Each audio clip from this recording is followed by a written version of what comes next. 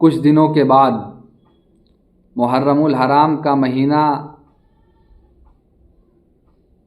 آنے والا ہے اور ہر طرف محرم الحرام کے مہینے میں آقا امام حسین کے نعرے لگائے جاتے ہیں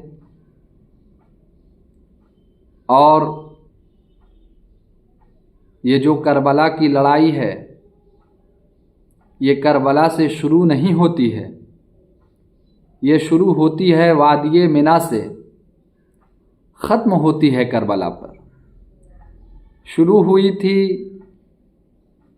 حضرت اسماعیل علیہ السلام کی قربانی پر، ختم ہوئی آقا امام حسین کی شہادت پر۔ آپ کے ذہن میں وہ منظر ہوگا، خطبہ اہل سنت سے آپ نے تقریریں سنی ہوں گی کہ حضرت ابراہیم علیہ السلام نے خواب دیکھا اور اپنے بیٹے اسماعیل علیہ السلام کو بتایا۔ بیٹے اسماعیل نے کہا، ابا یہ کسی اور کا خواب نہیں ہے، پیغمبر کا خواب ہے، میں تیار ہوں۔ تاریخ انسانیت نے پہلی مرتبہ دیکھا کہ ایک باپ اپنے بیٹے کو منا کی طرف لے جا رہا ہے۔ انسانوں نے نہیں روکا، شیطانوں نے روکا، مگر حضرت ابراہیم علیہ السلام لے کر چلے اور حضرت اسماعیل علیہ السلام مسکرا کر چلے۔ ابا کام کیجئے۔ کام شروع ہوا۔ جیسا خواب ویسی تعبیر منا کی وادی میں ہو رہی ہے۔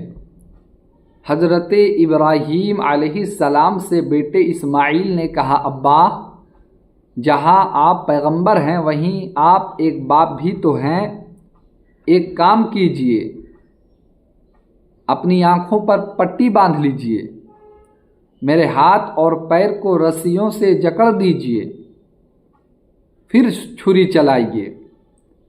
حضرت ابراہیم نے اپنے بیٹے اسماعیل کے ہاتھ اور پیر کو رسیوں سے جکڑ دیا۔ حضرت ابراہیم علیہ السلام نے اپنی آنکھوں پر پٹی بھی باندھ لی، پھر چھری چلانے لگے۔ حضرت ابراہیم ایک بیٹے کی گردن پر باپ نے چھری چلائی۔ حضرت ابراہیم علیہ السلام یہ سوچ رہے تھے کہ میرا بیٹا ذبح ہو چکا ہے، میرا بیٹا اسماعیل راہ خدا میں قربان ہو چکا ہے، مگر جب آنکھوں کی پٹی ہٹی تو حضرت ابراہیم علیہ السلام نے کیا دیکھا کہ جنت کا ایک مینڈھا ہے، جنت کا ایک دمبا ہے، اس پر چھری چلی ہے، خون اسی سے نکلا اور حضرت ابراہیم علیہ السلام مسکرا رہے ہیں۔ ایک روایت میں ہے کہ جب چھری کاٹ نہیں رہی تھی تو حضرت ابراہیم نے غصے میں چھری کو وہیں پھینک دیا کہ تو کاٹتی کیوں نہیں؟ تو چھری نے زبان حال سے کہا، اے ابراہیم خلیل اللہ، آپ کہتے ہو، خلیل کہتا ہے کاٹو، مگر رب جلیل کہتا ہے مت کاٹو، میں کیا کروں؟ حضرات، قرآن مقدس کی یہ آیت اسی واقعے کی منظر نگاری کرتے ہوئے کہتی ہے، وَفَدَيْنَاهُ بِذِبْحٍ عَظِيمٍ۔ وہاں ابراہیم نے قربانی دیا، تو ابراہیم نے جو قربانی دیا تو قربانی کے جذبے میں کوئی کمی نہیں تھی، اور حضرت اسماعیل علیہ السلام قربان ہو رہے ہیں تو حضرت اسماعیل کے قربان ہونے کے جذبے میں بھی کوئی کمی نہیں ہے۔ جذبے کی سچائی منا میں بھی ہے اور جذبے کی سچائی کربلا میں بھی ہے۔ جو خواب دیکھا تھا ابراہیم نے، رب کی مشیت نے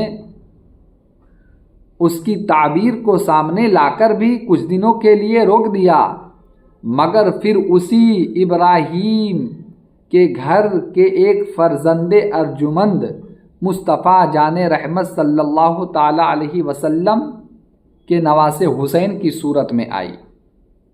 اب دیکھیے قربانی کا تیور، قربانی کا تیور دیکھیے۔ ابتدا میں صرف باپ بیٹے ہیں اور انتہا میں پورا کنبہ ہے۔ اسی لیے علامہ اقبال نے کہا عجیب سادہ و رنگی ہے داستان حرم، عجیب سادہ و رنگی ہے داستان حرم، نہایت اس کی حسین ابتدا ہے اسماعیل، نہایت